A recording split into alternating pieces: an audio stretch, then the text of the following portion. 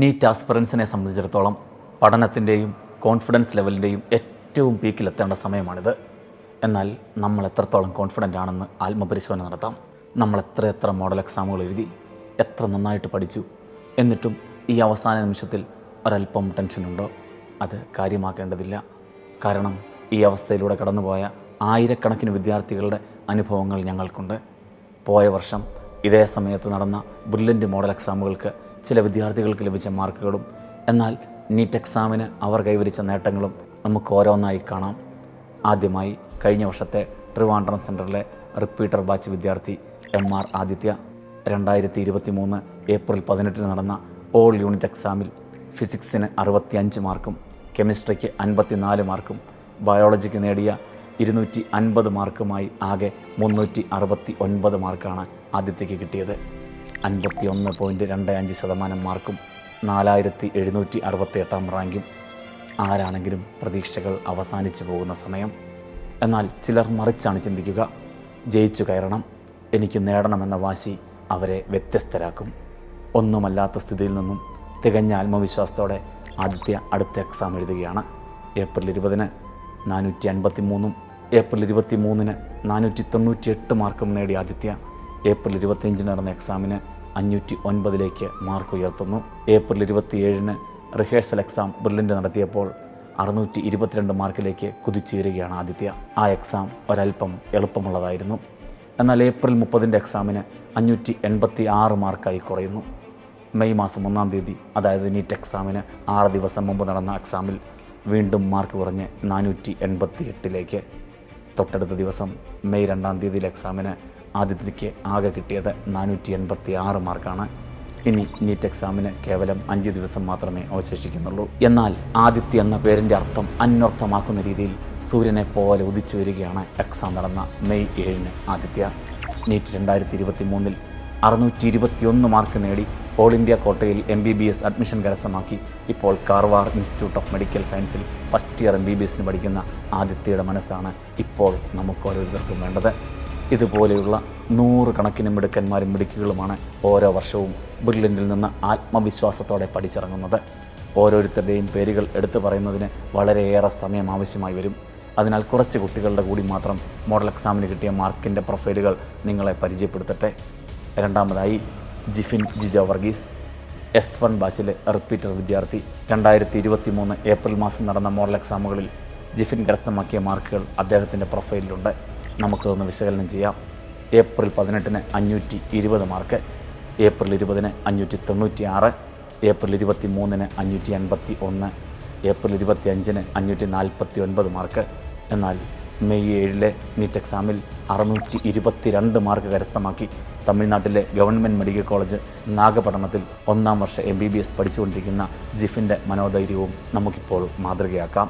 മൂന്നാമതായി നക്ഷത്ര S, R30 ബാച്ചിലെ repeater medical വിദ്യാർത്ഥിനി. ഏപ്രിൽ മാസത്തിൽ നടന്ന ബ്രില്യൻ്റ് മോഡൽ എക്സാമിൽ കരസ്ഥമാക്കിയ മാർക്കുകളാണ് നമ്മളിപ്പോൾ കാണുന്നത്. ഏപ്രിൽ 25 ആകുമ്പോൾ 610 മാർക്ക് വരെ എത്തിയിട്ടുള്ളൂ. സ്ഥിരോത്സാഹി ഒരിക്കലും പരാജയപ്പെടുകയില്ലെന്നതിന് അടിവരയിടുന്നതാണ് നക്ഷത്രയുടെ നീറ്റ് 2023 മിന്നും പ്രകടനം. 627 മാർക്കാണ് ആ മിടുമിടുക്കി കരസ്ഥമാക്കിയത്.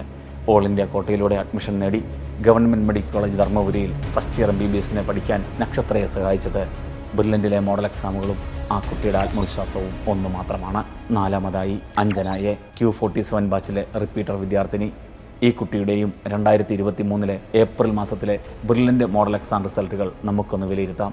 ഇപ്പോൾ നമ്മൾ സ്ക്രീനിൽ കാണുന്നത് അഞ്ജനയുടെ പ്രൊഫൈലിലുള്ള മോഡൽ എക്സാം സ്കോറുകളും റാങ്കുകളുമാണ്. 438 മാർക്ക്, 479 മാർക്ക്, 492 മാർക്ക്, 552 മാർക്ക്. ഇങ്ങനെ പടിപടിയായി ഉയർന്ന് 2023 നീറ്റ് എക്സാം നടന്ന മെയ് 7 610 മാർക്ക് കരസ്ഥമാക്കി ഇന്ന് first year MBBS government medical college ആലപ്പുഴയിൽ പഠിക്കുന്ന അഞ്ജന എയെ നമുക്ക് റോൾ മോഡലാക്കാം.